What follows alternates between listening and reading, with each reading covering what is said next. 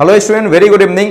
स्वागत है आपका मेरे अपने इस एकेडमी में जिसका नाम है संदीप आईएएस एकेडमी।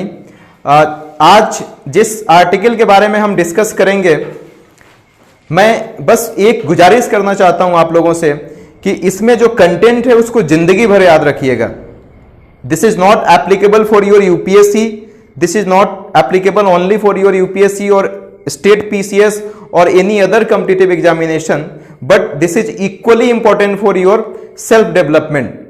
जब भी आपसे एक ऐसा टॉपिक है कि इसके बारे में हमेशा आपसे पूछा जाता है और न्यूज़पेपर में हमेशा ऐसी चीजें आती हैं, तो आज का जो आर्टिकल है इसके कंटेंट्स को सिर्फ एग्जाम तक सीमित मत रखिएगा। ये जिंदगी के आपके हर मोड़ पे काम आएगा। जब इस आर्टिकल को मैं कंप्लीट करूंगा तो आपको ये बात समझ में आ जाएगी। आर्टिकल को हम स्टार्ट करते हैं। यदि हम हेडिंग पढ़ें आर्टिकल का तो stepping up the fight against corruption. Stepping up का मतलब यही हुआ कि करप्शन के अगेंस्ट में गवर्नमेंट किस किस तरीके से मेजर्स ले रहा है, किस तरीके से प्रिवेंटिव मेजर्स ले रहे हैं। What are the various steps which are being taken by state government और central government to minimise the corruption और to root out the corruption from your society. अभी एक बहुत जबरदस्त मास्टर स्ट्रोक उड़ीसा के गवर्नमेंट ने किया है, और उड़ीसा के गवर्नमेंट की बात करें तो नवीन पटनायक का नाम याद आता है, जो बहुत ही सीधे और शांत दिखते हैं और वैसे हैं भी। वहां के सीएम हैं वो, उन्होंने इस डिसीजन को लिया है। बहुत अच्छी खबर है और एक बहुत बड़ा नजीर पेश करेगी, मतलब बहुत बड़ा exam. It will set a example for rest of the states where corruption is prevalent. Naveen Patnaik ने जो डिसीजन लिया है उसमें उन्होंने साफ साफ कहा है कि अब जितने गवर्नमेंट ऑफिशियल्स हैं, जितने भी गवर्नमेंट के लोग हैं, इंक्लूडिंग बीजू जनता दल, जिस पार्टी के थ्रू वो कंटेस्ट करके मुख्यमंत्री बने हैं उस स्टेट का, कि जितने ऑफिशियल्स हैं सारे के सारे लोग नेट पे अपनी प्रॉपर्टी को डिस्प्ले करेंगे कि कितना प्रॉपर्टी है। क्योंकि आप देखिए, अभी मध्य प्रदेश में एक मैं आपको इंसिडेंट बताता हूं। कुछ दिन पहले जब मैं इंजीनियरिंग की तैयारी करता, जब मैं यूपीएससी की तैयारी करता था, तो दो आईएएस वाइफ हस्बैंड थे, दोनों ही आईएएस थे। वो पकड़े गए और उनके घर में 300 करोड़ कैश मिला था। 300 करोड़ मध्य प्रदेश की घटना थी और ये हिंदू न्यूज़पेपर में आया था। आप समझ सकते हैं कि एक आईएएस ऑफिसर जो रिटायर करता है, रिटायरमेंट के टाइम में उसकी सैलरी 1 लाख या 2 लाख के बीच में होती है। बहुत होगा तो 2 लाख होगा, 2 लाख नहीं है जहां तक मुझे स्टैटिस्टिक्स पता है। जो रिटायरमेंट के कगार पे आईएएस ऑफिसर होता है उसकी सैलरी 1 लाख से 2 लाख के बीच में होती है, या 2 लाख भी मान लेते हैं। उसको कहां से 100 करोड़ और 300 करोड़ रुपए मिल जाएगा? बहुत सिंपल सी बात है कि वो पैसे करप्शन के थे, वो बता नहीं पाए कि वो पैसे कहां से आए और उनको नौकरी से हाथ धोना पड़ा और उसके बाद जेल में तो गए ही, अलग बात है। यही डिसीजन को ध्यान में रखते हुए, इसी डिसीजन को ध्यान में रखते हुए नवीन पटनायक की गवर्नमेंट ने, और नवीन पटनायक ने अपने गवर्नमेंट ऑफिशियल्स को ये आदेश दिए हैं कि उनकी जितना भी पैसा है उसको लोकायुक्ता को इन्फॉर्म करें। लोकायुक्ता एक एंटी करप्शन अथॉरिटी है जो काम करती है। वो लोकायुक्ता को इन्फॉर्म करेंगे और उनकी सारी प्रॉपर्टी उस ऑनलाइन प्लेटफॉर्म पे शो होगी, जिससे एक बहुत बड़ा डिटरेंस क्रिएट किया जा सकता है सोसाइटी में। और शायद जो आईएएस ऑफिसर और जो पॉलिटिशियंस हैं, करप्ट पॉलिटिशियन जो बहुत मैसिव स्केल पे करप्शन करते हैं, हो सकता है कि उसको मिनिमाइज किया जाए। ये बहुत बढ़िया स्टेप है। जिस आर्टिकल को लिखा है, इस हिंदू के आर्टिकल को, वो खुद एक आईएएस ऑफिसर हैं और उसमें के जो सबसे मेन पॉइंट्स हैं उस पॉइंट्स को हम डिस्कस करते हैं। अब ये कहता है कि state government officials and functionaries, इसका मतलब क्या हुआ? इस एक लाइन को आप समझिएगा। State government officials and functionaries मतलब जो नवीन पटनायक जो उड़ीसा के मुख्यमंत्री हैं, बीजू जनता दल के थ्रू जो मुख्यमंत्री बने हैं, उन्होंने क्या बोला है कि सारे स्टेट गवर्नमेंट के ऑफिशियल्स को और बीजू जनता दल के जो फंक्शनरीज हैं सबको अपनी प्रॉपर्टी अब डिस्प्ले करनी होगी। अब उनको लोकायुक्ता को इन्फॉर्म करना होगा। अब लोकायुक्ता को अपना रिटर्न फाइल भरना पड़ेगा कि वो कितना उनके पास अकाउंट में पैसा है। इससे एक ट्रांसपेरेंसी क्रिएट होगी। नीचे लिखता है कि लोकपाल एंड लोकयुक्ता 2013 डेडलाइन सितंबर। ये एक बहुत बड़ी बात है। कांग्रेस की गवर्नमेंट थी, जैसे डेट सही कंफर्म हो रहा है, 2013 की बात है। तो उस समय एक एक्ट आया था, लोकपाल एंड लोक आयुक्ता एक्ट 2013। लोकपाल एंड लोक आयुक्ता एक्ट 2013, ये एक्ट आ गया था, बिल नहीं था। बिल तब तक होता है जब तक प्रेसिडेंट का कंसेंट नहीं मिलता है, इंडियन पॉलिटी का कॉन्सेप्ट है। लेकिन एक्ट तब हो जाता है जब उस पर प्रेसिडेंट का कंसेंट मिल जाता है। तो इस पे प्रेसिडेंट का कंसेंट मिल चुका था और ये 2013 में एक्ट बनाया गया था और इस एक्ट का डेडलाइन रखा गया था सितंबर 2014 तक इसको ऑपरेशनल करना है। आपको सोच सुन के आश्चर्य लगेगा कि आज तक इस एक्ट को इम्प्लीमेंट नहीं किया गया है। तो आप समझ सकते हैं कि करप्शन में दोनों पार्टियां या बाकी कितने लोग संलिप्त हैं, कितने लोग इन्वॉल्व हैं, कि जो एक्ट आपने 2013 में बनाया, आपने उसका डेडलाइन लगा दिया कि 2014 तक उसको ऑपरेशनल कर देना है, आज तक नहीं हुआ। और यदि 1-2 साल और नहीं करेंगे तो 1 डिकेड हो जाएगा, 10 साल हो जाएगा।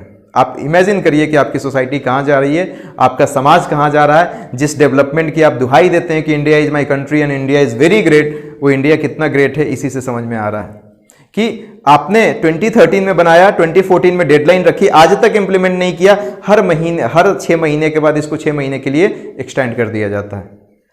उसके बाद राइटर एक बड़ा दिलचस्प चीज लिखते हैं, reducing the information asymmetry. Symmetrical का मतलब होता है आइडेंटिकल, 2 चीजें आइडेंटिकल है उसको हम सिमेट्रिकल कहते हैं। एसिमेट्रिकल का मतलब कि there is a wide gap, the society has been stratified into the various segment. जो सोसाइटी है अलग अलग पार्ट में बटी हुई है and there is the wide gap between the different segments. दोनों सेगमेंट के बीच में एक बहुत वाइड गैप है। तो यदि करप्शन घटेगा तो गैप भी कम होगा।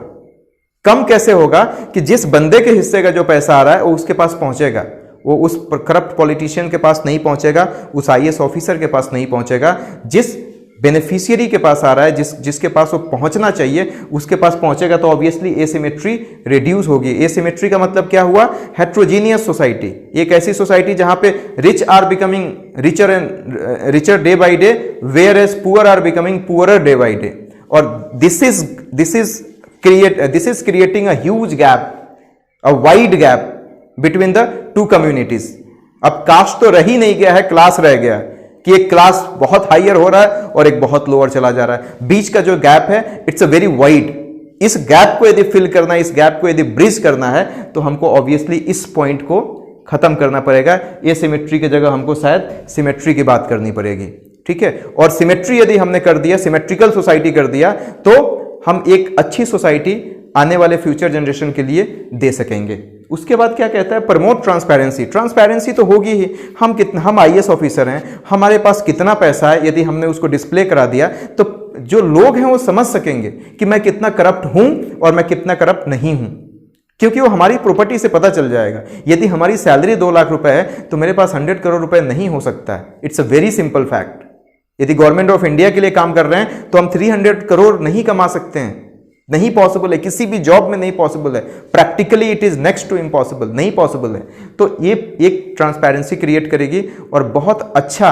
अब मेन आर्टिकल का जो थीम है, आर्टिकल का ऑब्जेक्टिव है या पूरी आर्टिकल का जो आत्मा है वो यही चीजें हैं। यही आपको पूरी जिंदगी याद रखनी है कि करप्शन का एक फॉर्मूला बताया था। अमेरिकन एकेडमिक थे, एजुकेशन में बहुत ज़्यादा काम किया है। इनका नाम था रॉबर्ट क्लिटगार्ड।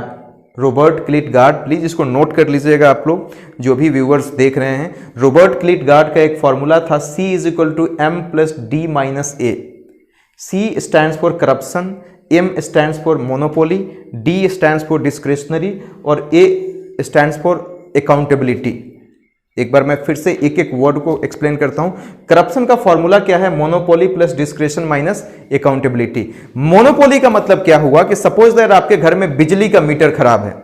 मोनोपोली का मतलब समझा रहा हूं, एक एक चीज समझ लीजिए। उसके बाद बिजली का मीटर खराब है और उसमें यह कहानी है आपको कि बिजली का मीटर बिजली के ऑफिस से ही कोई आके ठीक करेगा। बिजली का जो इलेक्ट्रिसिटी बोर्ड का गवर्नमेंट ऑफिशियल है उसमें से कोई आके आपका इलेक्ट्रिसिटी बोर्ड ठीक करेगा, इलेक्ट्रिक का मीटर ठीक करेगा। आप रोज बुला रहे हो, वो नहीं आ रहा है। एक दिन क्या हुआ कि अब अच्छा वही ठीक भी करेगा, दूसरा कोई ठीक करने वाला नहीं है। आप क्या करोगे? एक दिन कहोगे भैया तेरा जितना भी पैसा होगा ना उससे 200 रुपये ज़्यादा ले लेना। बहुत सिंपल सी बात है, आप कहोगे और अक्सर लोग कहते हैं और वो आ जाएगा। तो कहने का मतलब क्या हुआ कि उसकी मोनोपोली है कि वो नहीं, वही है केवल। यदि 5 ऑल्टरनेटिव आपके पास और होते तो शायद, जैसे ये फोकस इंस्टीट्यूट है या संदीप आईएएस एकेडमी है या कोई XYZ इंस्टीट्यूट है, यदि सिर्फ यही इंस्टीट्यूट रहे तो आपको अच्छा लगे पढ़ाई या अच्छा नहीं लगे, आपको यहीं पे आना है। लेकिन ये तो अच्छी खबर है कि आपके पास 12, 13, 14 इंस्टीट्यूट्स हैं, जहाँ भी आपको अच्छा लगे वहाँ पे आप, जहाँ दिल लगे वहाँ पे आप जाके अपनी पढ़ाई कर सकते हैं। वही सेम चीज़ यहाँ पे भी एक इलेक्ट्रिसिटी बोर्ड के साथ 5 और ऑल्टरनेटिव होता तो हम नहीं जाते, हम उसको 200 रुपये नहीं एक्स्ट्रा देते, लेकिन वही है केवल, इसीलिए 200 हमको एक्स्ट्रा देना पड़ेगा। इसी को मोनोपोली कहते हैं कि सिर्फ एक ही बंदा है, वेदर यू लाइक इट और you don't like it, you will have to take the service from them only. उसी से केवल सर्विस लेना है, उसी बंदे से केवल सर्विस लेना है, उन्हीं लोगों से केवल सर्विस लेना है। जैसे इंडियन रेलवे की मोनोपोली है, इंडियन रेलवे 10 रुपये ज़्यादा टिकट का किराया कर दे तो ऐसा नहीं है कि आप किसी दूसरे चीज़ से जाएंगे, आपके पास ऑप्शन ही नहीं है।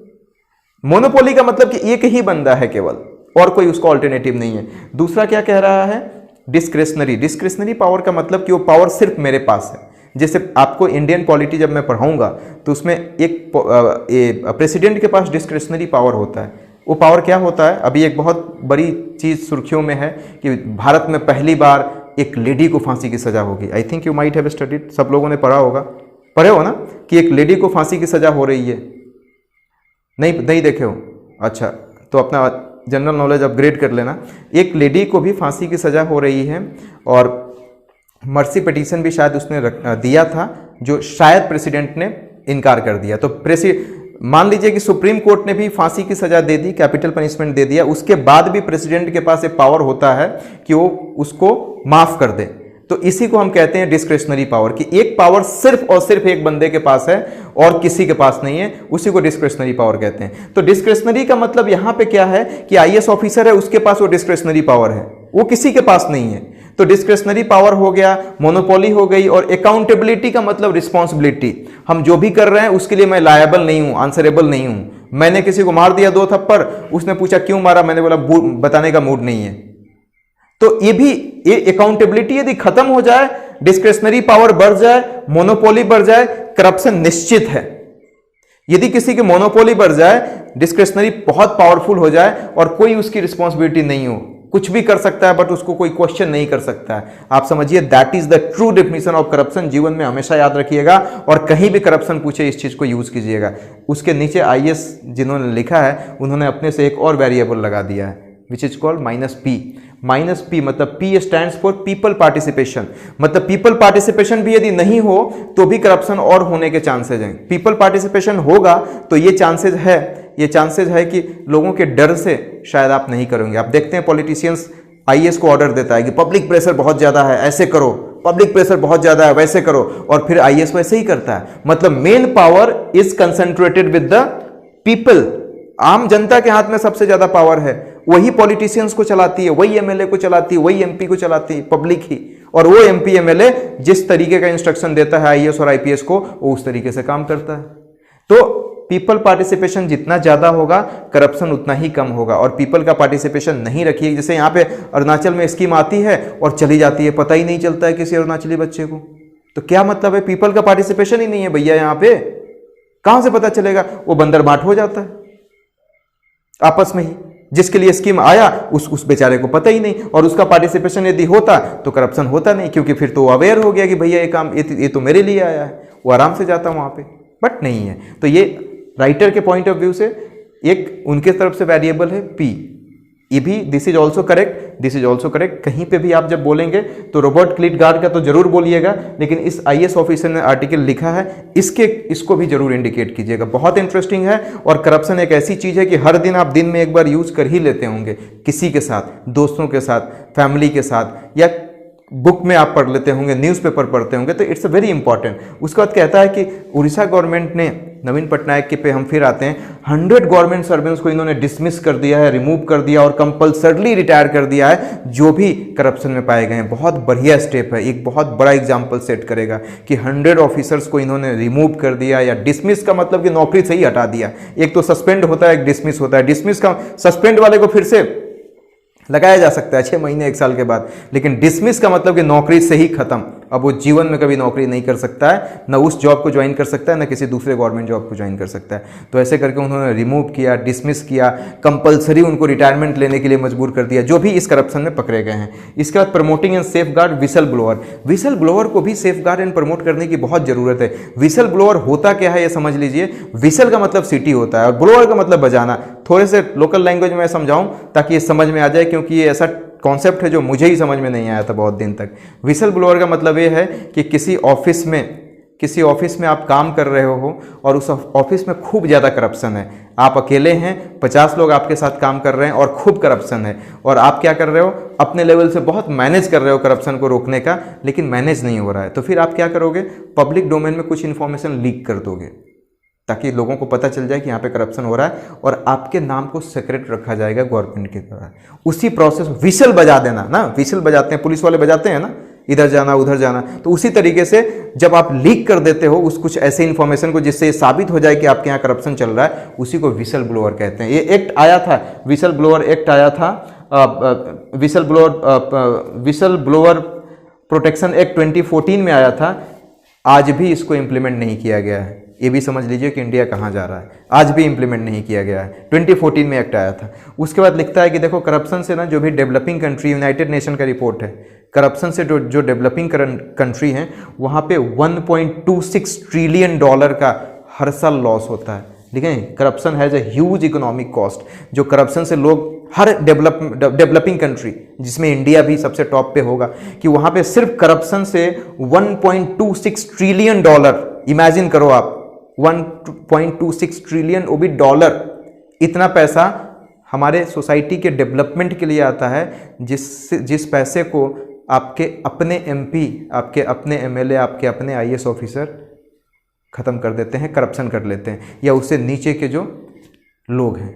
तो इतना पैसा यदि सोसाइटी के डेवलपमेंट पे लगे तो डेफिनेटली हम सोसाइटी को एक better environment, better ecosystem, better atmosphere provide कर सकते हैं। तो आज के लिए इतना ही दोस्तों। Stay tune. Thank you so much.